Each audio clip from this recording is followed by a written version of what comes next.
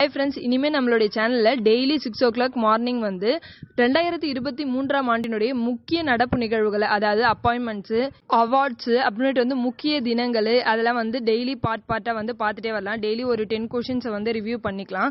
First இப்போ இன்னைக்கு வந்து என்ன பார்க்க போகிறோன்னு பார்த்தீங்கன்னா 2023ஆம் ஆண்டில் நியமிக்கப்பட்ட முக்கிய நியமனங்களை பற்றி பார்க்கலாம். ஃபர்ஸ்ட் என்னன்னு பார்த்தீங்கன்னா எல்லை பாதுகாப்பு படையினுடைய டிஜி, அதாவது டைரக்டர் ஜெனரலாக வந்து நிதின் அகர்வாலை வந்து நியமிச்சிருக்காங்க. அடுத்ததா தேசிய தேர்வு முகமையினுடைய டைரக்டர் ஜெனரல் யாருன்னு பார்த்தீங்கன்னா சுபோத் குமார் சிங்.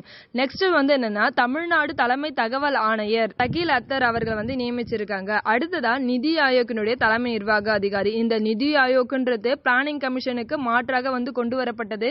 நிதி ஆயோக் எப்ப ஏற்படுத்தப்பட்டதுன்னு பாத்தீங்கன்னா ஜனவரி 1, 2015 வந்து ஏற்படுத்தப்பட்டது. இதனுடைய சிஓ வந்து யாருன்னு பாத்தீங்கன்னா PVR சுப்பிரமணியம் அவர்கள்.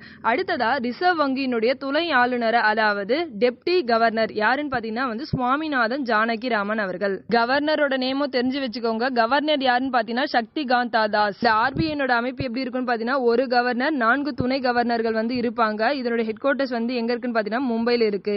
நெக்ஸ்ட் பார்க்கலாம் unique identification authority of India Uday. அதனுடைய சிஓ யாருன்னு பாத்தீங்கன்னா வந்து அமித் அகர்வால்.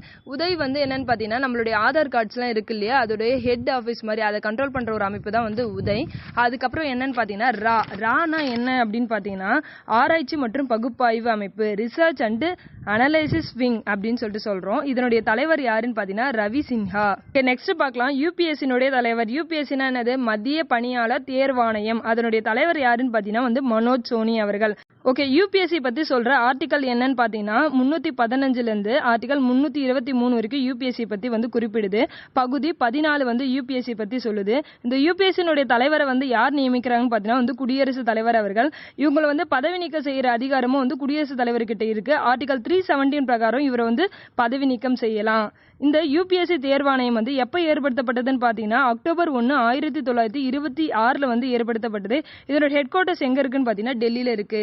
அடுத்ததா சென்ட்ரல் பியூரோ ஆஃப் இன்வெஸ்டிகேஷன், சிபிஐனுடைய தலைவர், மத்திய புலனாய்வு அமைப்பு. அதனுடைய தலைவர் யாருன்னு பாத்தீங்கன்னா பிரவீன் சூட். இதனுடைய ஹெட் குவார்ட்டர்ஸ்மே வந்து டெல்லியில தான் இருக்கு.